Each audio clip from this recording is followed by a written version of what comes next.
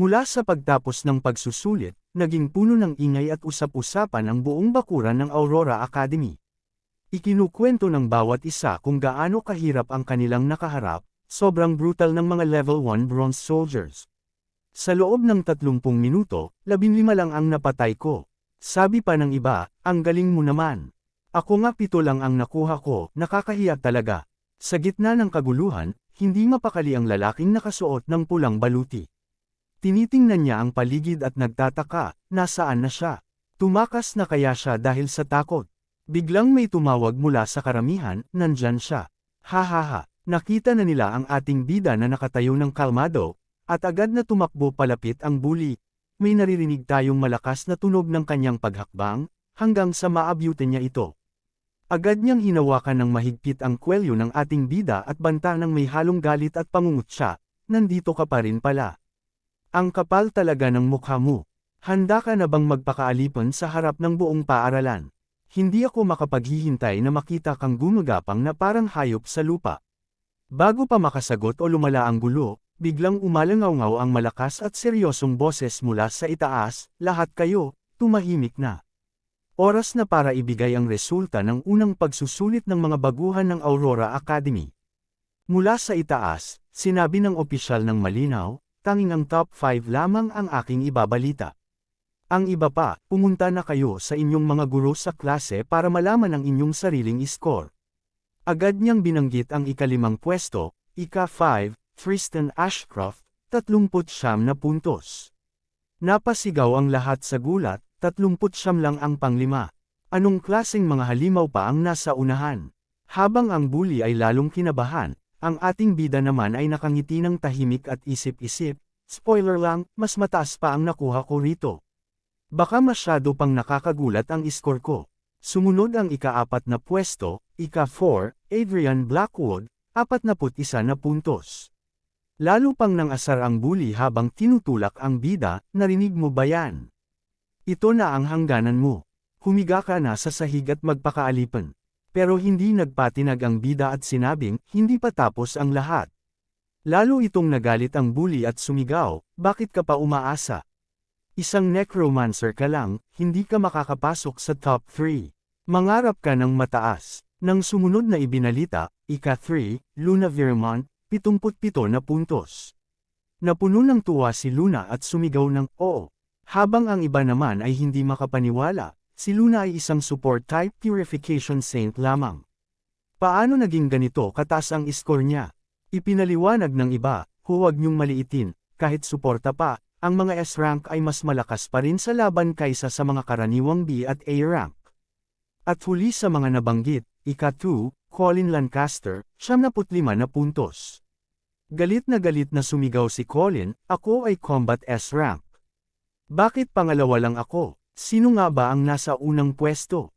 Ngayon, tahimik na ang buong paaralan, ang lahat ay naghihintay sa pinakamalaking sorpresa.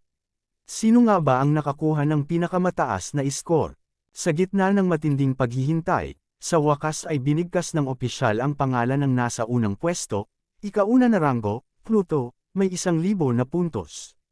Biglang tumahimik ang buong paligid, tila huminto ang oras sa gulat. Pagkatapos ay sabay-sabay na napasigaw ang lahat, 1,000. Ang record ng buong akademya ay 77 lang. Paano nagawa iyon? Hindi makapaniwala ang lahat sa nakita nila. Ito pala ang lakas ng 200 talent power. Si Pluto, ang kilalang henyo ng 200 talent power. Pero hindi ba si rank lang ang kanyang gising na klase? Paano nagkaroon ng ganitong lakas ang isang C-rank?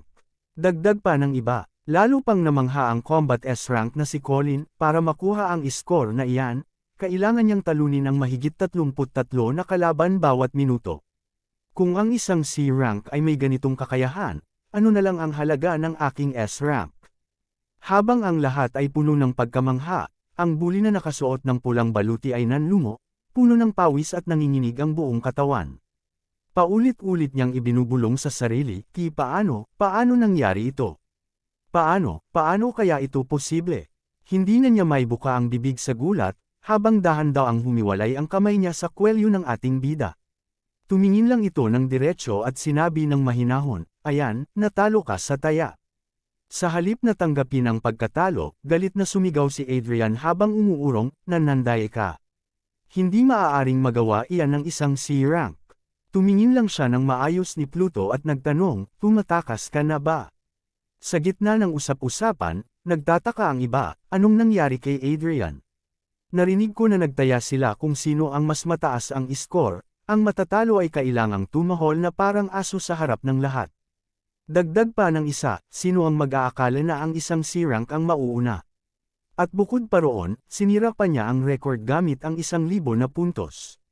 Matagal ko nang ayaw sa kay-abangan ni Adrian, siguradong magandang palabas ito. Sa sobrang galit at hindi makapaniwala, biglang nadapa at bumagsak ng malakas si Adrian sa lupa, thud.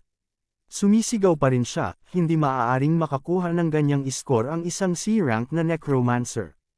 Hindi ako naniniwala, may mali talaga dito. Pinalo siya ng mga kaklase niya, "Adrian, huwag kang maging masamang talo. Tama na, ang taya ay taya." Habang ganito ang nangyayari, muling nagsalita ang opisyal mula sa itaas.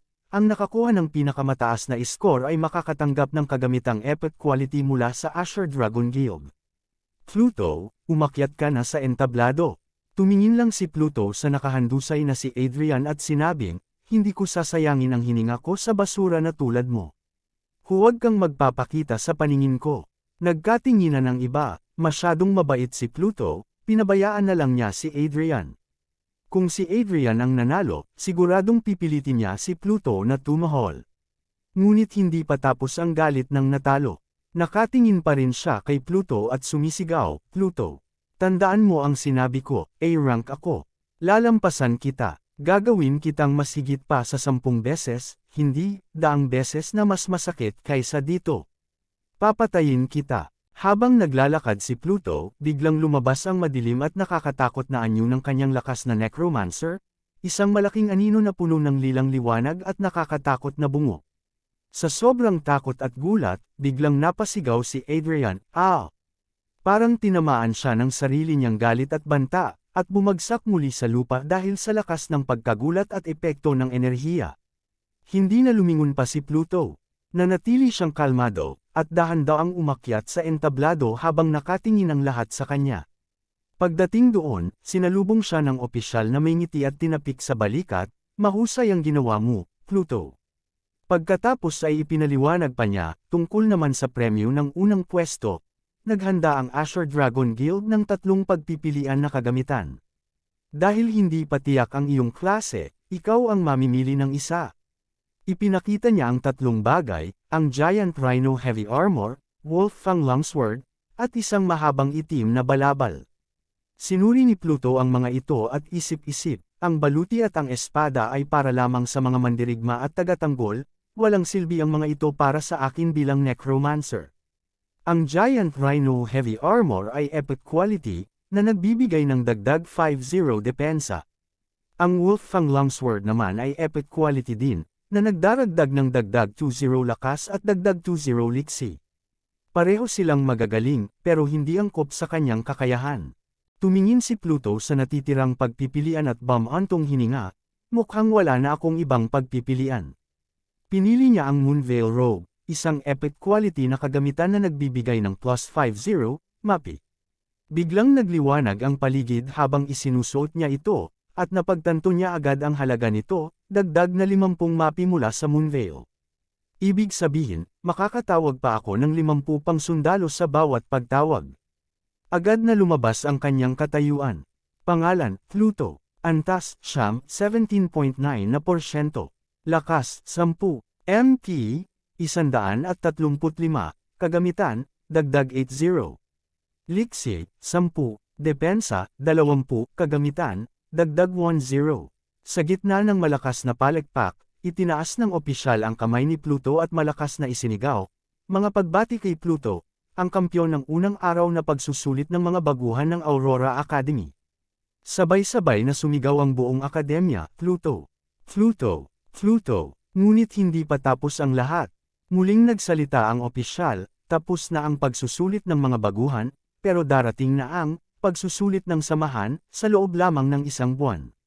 Magpatuloy kayo sa pagpapalakas ng antas at siguraduhin ang inyong pwesto sa inyong pinapangarap na samahan.